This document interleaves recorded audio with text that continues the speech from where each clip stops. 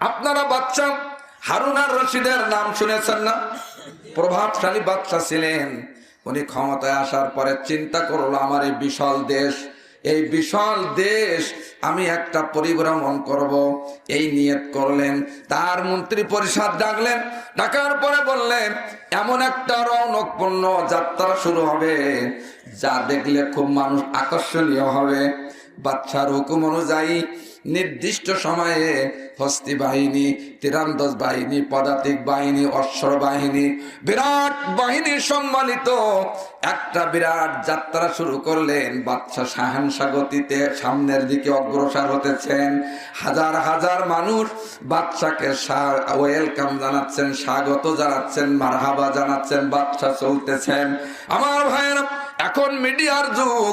এই মিডিয়ার যুগে আমরা আমাদের প্রধানমন্ত্রীকে দেখতে পাই, কিন্তু সেই সময় তো দেখা সম্ভব ছিল না। ছিল নাকি? ছিল না। এখন বাদশা যাচ্ছেন, হাজার হাজার প্রজারা তাকে অভিনন্দন জানাচ্ছেন বাদশার কাছে। বাদশা কিছু দূর যাওয়ার পরে দেখতে পেলেন সরকারি একটা গোরস্থান। এই গোরস্থানে কিনারায় একটা যুবক বসে আছে। ওই যুবকের সামনে অনেকগুলি পুরাতন মানুষের মাথা, মৃত মানুষের মাথা একত্রিত করা আছে। যুবক একটি করে মাথা দেখে, আর কিছুক্ষণ পরে আর একটা রাখে, এইভাবে দেখতে থাকে আর রাখতে থাকে। বাদশা গতিরোধ করে দিলেন। বাদশা গতিরোধ করে এবার ওই হাঁটতে হাঁটতে ওই যুবকের কাছে গেলেন। চিন্তা করলেন হয়তো বা সে পাগল হতে পারে, কিন্তু নিকটবর্তী হয়ে দেখলেন এ তো পাগল হতে পারে না, চেহারাটা তো আল্লাহ ওলির মতো। আল্লাহু আকবার। প্রেমের জ্বালা প্রেমিক বোঝে, আরো বোঝে প্রেমিকায়। আল্লাহর প্রেমের তো জ্বালা আরো বোঝে আউলিয়ায়। প্রেমের জ্বালা প্রেমিক বোঝে, আরো বোঝে প্রেমিকায়। আল্লাহর প্রেমের তো জ্বালা আরো বোঝে আউলিয়ায়। প্রেম যদি করো তোমরা, করো তোমার মাওলারে। মাওলার প্রেমের তো সুধা পাইবে মোরা জান্নাতে। আমার ভাইয়া, আল্লাহর প্রেমের সুধা পাওয়া যাবে কোথায়? জান্নাতের ভিতরে পাওয়া যাবে। যুবকের কিনারায় উপস্থিত হয়ে বাদশা জিজ্ঞাসা করতেছেন, যুবক আমি কি কিছু কথা জিজ্ঞাসা করতে পারি? বলে হ্যাঁ। বলেন বাদশা, বলতেছেন আপনি কি জিজ্ঞাসা করবেন? আমরা এক নম্বর কথা হলো আমার এটা, যে এই যে পুরাতন মাথা কোথার থেকে তুমি নিয়ে এসেছো? বলেন বাদশা, এই যে সরকারি গোরস্থানে রাজাদের কবর দেওয়া হয়, প্রজাদের কবর দেওয়া হয়, পীর সাহেবের কবর দেওয়া হয়, গরিবের কবর দেওয়া হয়, সর্বস্তরের মানুষের কবর দেওয়া হয়। আস্তে একদিন না, 2 দিন না, 6 মাস পরে যখন কবরটা ভেঙে যায়, আমি ওই কবরের ভিতরে প্রবেশ করি। প্রবেশ করার পরে আমি দেখি মুন্ডু আর মেরু দণ্ড সবই হয়েছে খণ্ড খণ্ড, পড়ে আছে মাটির উপর। ও মোহনা আমার, কেন বাঁধো দালান ঘর? ভাইরা আমার, বললেন যে বাদশা, আমি কবরের ভিতরে প্রবেশ করি, করার পরে আমি দেখি মানুষের মাথা আর মুন্ডু আর মেরুদণ্ড দুইটি আলাদা হয়ে গেছে, শিরা উপশিরা ছিন্ন বিচ্ছিন্ন হয়ে গেছে। তখন আমি ওই মাথাটা মুন্ডুটা নিয়ে আমি একত্রিত করি। অবসর সময়ে এটা দেখতে থাকি। আমার মাগুরাবাসীর কাছে আমার একটা প্রশ্ন হলো, আমার ভাইজান, আমি যদি মারা যাই, আমার স্নেহের আলী হোসেন যদি মারা যান, আপনি যদি মারা যান, আমার ভাই যদি মারা যান, 1 বছর 2 বছর পরে যখন কবর ভেঙে যাবে, মাথায় চুল থাকবে না, দাড়ি থাকবে না, এই গোশতগুলো থাকবে না, তখন কি চিনিয়ে নেওয়া যাবে এইটা মাওলানা বাকি বিল্লাহ বেলালী সাহেবের মাথা? কি কথা বলেন? চেনা যাবে? চেনা যাবে না। বাদশার কাছে বললেন, বাদশা আমি দেখতে থাকি। বাদশাহ বলল, আপনি কি নির্ণয় করেছেন? বললেন যে বাদশাহ, আমি লক্ষ্য করে করে দেখেছি মরণের পরে সবার মাথার অবস্থাটা একরকম হয়ে যায়। ক্ষণিকের ওই জিন্দেগিতে বন্ধুরা করো না বড়াই, দুদিন পরে যাবি রে তুই আপন ঠিকানায়, দুদিন পরে যাবি রে তুই আপন ঠিকানায়। আব্বা গেছে মা গেছে আর তো ফিরে আসলো না,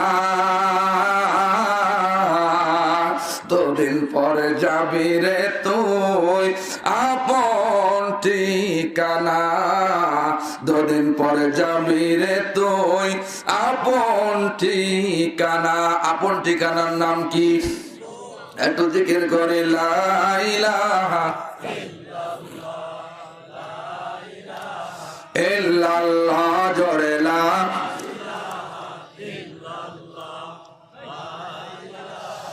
ইল্লাল্লাহ, জোরে লা ইলাহা ইল্লাল্লাহ, লা ইলাহা লা ইলাহা ইল্লাল্লাহ মুহাম্মাদুর রাসূলুল্লাহ। আমার যখন পোড়াবে দিন আসবে গহীন রাতি, আমার যখন পোড়াবে দিন আসবে গহীন রাতি, থেকো আল্লাহ জীবনে, থেকো আল্লাহ জীবনে হয়ে চির সাথী, আসবে গহীন রাতি। লা ইলাহা ইল্লাল্লাহ, জোরে লা ইলাহা ইল্লাল্লাহ মুহাম্মাদুর রাসূলুল্লাহ। সকলেই পড়েন, আসমান পড়ে জমিন পড়ে আরো পড়ে গাছপালা, আসমান পড়ে জমিন পড়ে আরো পড়ে গাছপালা, আমরা পড়ি তোমরা পড়ো, আমরা পড়ি তোমরা পড়ো সেই কালিমা মুমিন ভাই। লা ইলাহা